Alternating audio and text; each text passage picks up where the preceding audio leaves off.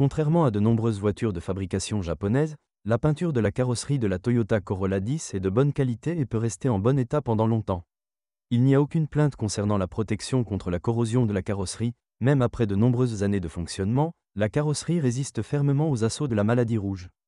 De légères traces de rouille et d'araignées sur la carrosserie de la voiture sont généralement le résultat de réparations de carrosserie de mauvaise qualité après des dommages. Sur les versions pré-restyling, le mécanisme de lave-phare peut périodiquement poser des problèmes. Par exemple, au fil du temps, les bus peuvent rester bloqués en position ouverte en raison de la grande quantité de saleté qui s'y accumule, un nettoyage périodique est nécessaire. Si les injecteurs commencent à se coincer pendant la saison froide, pour éliminer le problème, il suffira de les lubrifier avec du WD-40, le mécanisme de retour se fige. De plus, avec l'arrivée du gel, les serrures des portes peuvent geler et le pare-brise est fortement recouvert de givre. Sous le capot de la Toyota Corolla 10, des moteurs à essence ont été installés 1,3, 85, 101 chevaux, 1,4, 97 chevaux, 1,6, 110, 124 chevaux, 1,8, 136, 140 chevaux, 2,0, 145 chevaux, 2,4, 158 chevaux, ainsi que des moteurs diesel 1,4, 90 chevaux, et 2,0, 126 chevaux. Tous les moteurs sont assez fiables et se soucient rarement de panne grave. Les moteurs faibles 1.3 et 1.4 ne sont pas réputés pour leur bonne dynamique, mais ils suffisent amplement pour une conduite tranquille en ville. Parmi les inconvénients des moteurs, on peut noter l'augmentation de la consommation d'huile, apparaît plus proche de 150 000 km. Avec une consommation d'huile accrue, vous devez décarboniser ou vous préparer à remplacer les bagues et les bouchons racleurs d'huile. Des affections moins importantes incluent un ralenti instable. Il peut y avoir plusieurs causes à la maladie. Une contamination grave du papillon des gaz nécessite un nettoyage, ou une défaillance du capteur valve d'air de ralenti. Un autre point faible est le joint sous le couvercle de soupape. Il peut commencer à fuir assez tôt, après 50 000 km. Plus près de 150 000 km, le support moteur avant doit être remplacé. Symptômes. Les vibrations du moteur augmentent, mais ces symptômes peuvent également être causés par une grave contamination des injecteurs de carburant ou du filtre. Il convient également de noter le manque de fiabilité du capteur de pression d'huile et du joint d'huile arrière du vilebrequin, il commence à fuir avec le temps. Le bloc cylindre de ce moteur ne peut pas être réparé, donc une fois sa durée de vie expirée, il devra être remplacé par un bloc contractuel. La durée de vie du moteur est de 200 à 250 000 km. Les groupes motopropulseurs d'un volume de 1,6 et 1,8 litres sont non seulement les plus populaires sur notre marché, mais sont également réputés pour leur fiabilité standard, mais ils présentent également quelques points faibles. L'inconvénient le plus important de ces moteurs est leur appétit accru pour l'huile, surtout si vous roulez à des vitesses supérieures à 120 km/h. La consommation d'huile peut atteindre 1 à 2 litres aux 10 000 km. Uniquement sur les versions pré-restyling, il y avait des problèmes avec la pompe à liquide de refroidissement et le joint du tendeur de chaîne de distribution, les deux fuyaient. Le support moteur arrière n'est pas non plus connu pour sa longue durée de vie, il doit être remplacé après 100 000 à 120 000 km. À basse température, il existe une forte probabilité de défaillance du relais d'enroulement du démarreur. Malheureusement, chauffer l'unité n'aide pas toujours et tout le démarreur a dû être remplacé. Au fil du temps, la poulie du générateur peut commencer à émettre des sons désagréables, elle doit être remplacée. Un problème courant est la défaillance du thermostat. En cas de dysfonctionnement, le bloc d'alimentation refuse de chauffer jusqu'à la température de fonctionnement. Ce problème peut entraîner un blocage de la valve VVTI, avec pour conséquence un assombrissement de la voiture et une perte de puissance. N'oubliez pas non plus que ce moteur a peur de la surchauffe. En règle générale, la surchauffe du moteur entraîne une perte de géométrie du moteur et le remplacement du bloc cylindre. Avec un bon entretien, la durée de vie du moteur sera supérieure à 350 000 km. Le moteur de 2 litres n'est structurellement pas différent des moteurs précédents et présente des zones à problèmes identiques. Les courroies de distribution de tous les moteurs à essence sont équipées d'une chaîne métallique durable conçue pour toute la durée de vie du moteur.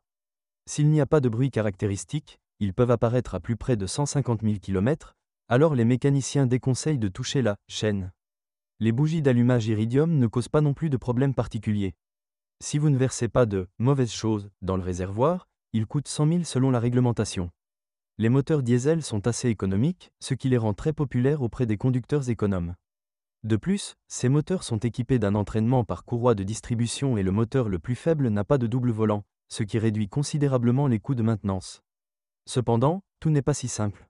Ce type d'unité de puissance est sensible à la qualité du carburant, c'est pourquoi dans nos réalités, les équipements de carburant coûteux ne sont pas réputés pour leur fiabilité.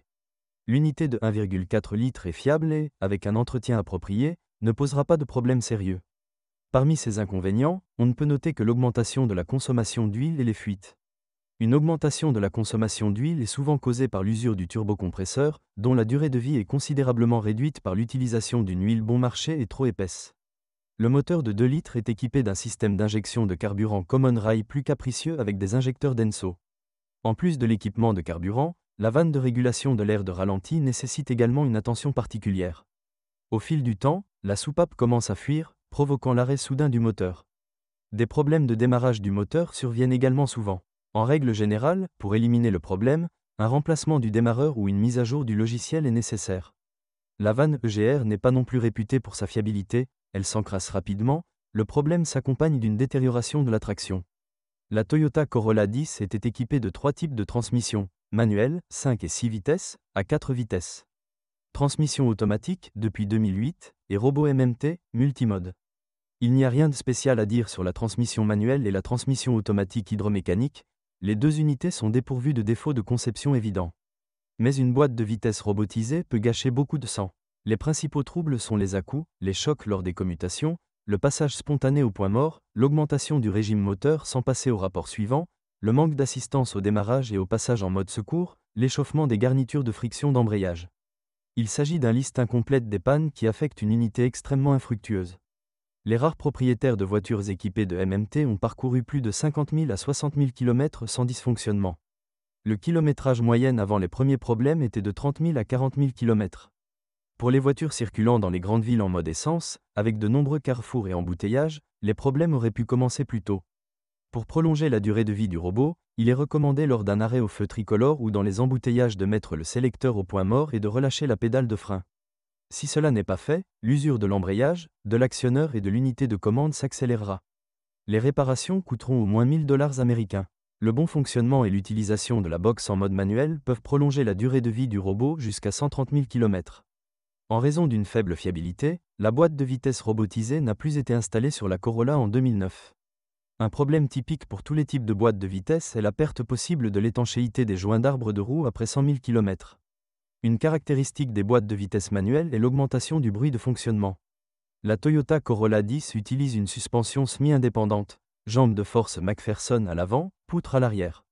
La suspension de ce modèle est considérée comme l'une des plus durables de cette catégorie et peut facilement parcourir plus de 100 000 km, mais si elle nécessite des réparations, cela ne coûtera pas cher. Le point le plus faible du châssis sont les jambes de force et les bagues stabilisatrices, mais elles durent également au moins 50 000 km. Sur les voitures d'avant restylage, les butées d'appui des amortisseurs avant les gênaient souvent. En outre, les roulements de roues avant se distinguent des autres éléments de suspension. La ressource est de 100 à 120 000 km, mais les roulements arrière peuvent durer de 150 à 200 000 km. En règle générale, les éléments de suspension restants doivent être remplacés vers 150 000 à 170 000 km. Dans le système de direction, la partie la plus problématique est la bague de crémaillère de direction. Le fait est que la bague est en plastique et s'use rapidement. Le volant peut également causer des problèmes. Avec le temps, la traverse et l'engrenage de l'arbre de direction commencent à jouer.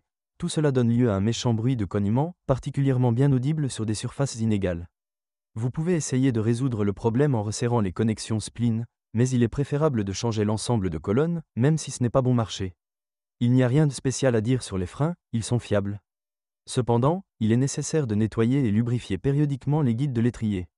Si cela n'est pas fait, avec le temps, ils commenceront à se coincer, ce qui accélérera l'usure des plaquettes. Après 100 000 km, le capteur ABS devient inutilisable sur de nombreux véhicules. Pour remplacer le capteur, vous devrez changer le moyeu. Malgré la conception modeste par rapport aux normes actuelles, il n'y a rien de particulier à redire à l'intérieur de la Toyota Corolla 10. La seule chose que nous pouvons critiquer est la mauvaise qualité du plastique dans l'habitacle, à cause de laquelle, après quelques années de fonctionnement, l'intérieur se remplit de divers grincements. Le plus souvent, les grillons apparaissent au niveau de la boîte à gants et de la plage arrière. Le problème est résolu en collant les joints avec des matériaux insonorisants. Sur les versions d'avant restylage, il y avait un problème de fuite du toit, de ce fait le revêtement du plafond perdait sa présentation. Dieu merci, ce défaut a été corrigé lors de la mise à jour. L'électricité de la Corolla ne présente généralement pas de surprise sérieuse. Parmi les défauts mineurs, on peut noter les cas où un fusible a fondu sans raison. À cause de cela, le système climatique, les essuie-glaces et autres équipements ont cessé de fonctionner. Le problème a été résolu en remplaçant le fusible grillé. Si vous êtes propriétaire de ce modèle de voiture, veuillez décrire les problèmes que vous avez rencontrés lors de l'utilisation de la voiture. Peut-être que votre avis aidera les lecteurs de notre site lors du choix d'une voiture.